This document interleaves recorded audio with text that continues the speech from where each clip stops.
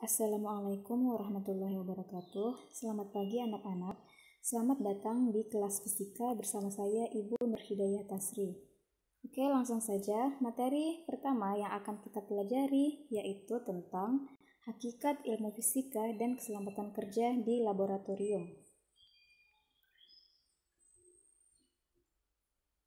Pada bab ini kita akan mempelajari yang pertama, hakikat ilmu fisika, kedua, metode ilmiah, ketiga, peran fisika dalam kehidupan, dan yang terakhir, keselamatan kerja di laboratorium. Tapi hari ini kita hanya akan mempelajari hakikat ilmu fisika dan metode ilmiah. Hakikat ilmu fisika. Sains adalah ilmu pengetahuan yang mempelajari gejala alam melalui pengamatan, eksperimen, dan analisis. Fisika, sebagai salah satu cabang dari sains, merupakan ilmu pengetahuan alam yang mempelajari materi dan energi serta interaksi antara keduanya. Sains pada hakikatnya merupakan sebuah produk atau kumpulan pengetahuan, sikap atau cara berpikir, dan proses atau cara untuk menyelidiki. Nah, sebagai cabang dari sains, hakikat fisika sama dengan sains, sehingga dapat disimpulkan bahwa hakikat fisika adalah fisika sebagai produk, a body, knowledge, process, a way of investigating, sikap, a way of thinking. Yang pertama, kita bahas dulu fisika sebagai produk. Dalam fisika, yang dimaksud dengan produk adalah kumpulan pengetahuan yang berupa fakta. Fakta adalah keadaan atau kenyataan yang sesungguhnya dari segala peristiwa yang terjadi di alam. Fakta merupakan dasar bagi konsep, prinsip, hukum, rumus, teori, dan model. Sebaliknya, kita juga dapat menyatakan bahwa konsep, prinsip, hukum, teori, dan model keberadaannya adalah untuk menjelaskan dan memahami fakta. Misalnya, pada peristiwa jatuhnya apel dapat dijelaskan melalui hukum Newton tentang gravitasi. Oke, selanjutnya, fisika sebagai proses. Semua jenis produk tersebut dihasilkan setelah kita mempelajari gejala alam yang melibatkan materi, energi, dan interaksinya melalui serangkaian proses. Proses-prosesnya itu meliputi yang pertama, pengamatan, kedua, perumusan masalah, yang ketiga, penyusunan hipotesis, keempat, pengujian hipotesis, yang kelima, analisis data, dan yang keenam, penarikan kesimpulan. Setiap langkah dalam proses tersebut membutuhkan sikap ilmiah yang baik.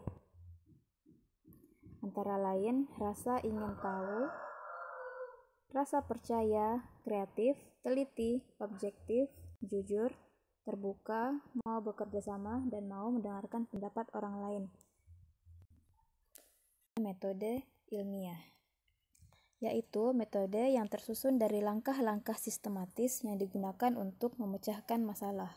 Langkah-langkah utama dalam metode ilmiah adalah observasi, merumuskan masalah, mengumpulkan data, membuat hipotesis, melakukan percobaan, menganalisis data, dan menarik kesimpulan. Baiklah, kita bahas satu persatu. Yang pertama, melakukan pengamatan atau observasi. Pada tahap ini dilakukan pengamatan untuk menemukan masalah melalui pengamatan kuantitatif dan pengamatan kualitatif. Pengamatan kuantitatif adalah pengamatan dengan mengamati data berupa angka-angka. Pengamatan kualitatif adalah pengamatan yang dilakukan dengan menggunakan indera yang kita miliki. Contoh, air sebagai zat cair merupakan salah satu sumber pemanfaatan energi untuk pembangkit listrik yang karakteristiknya perlu diketahui agar tepat guna. Yang kedua, merumuskan masalah. Perumusan masalah dilakukan dengan membuat daftar pertanyaan yang biasanya diawali dengan kata tanya, apa, siapa, di mana, bagaimana, kapan. Contoh, bagaimana hubungan antara suhu zat cair dengan lama pemanasan zat tersebut.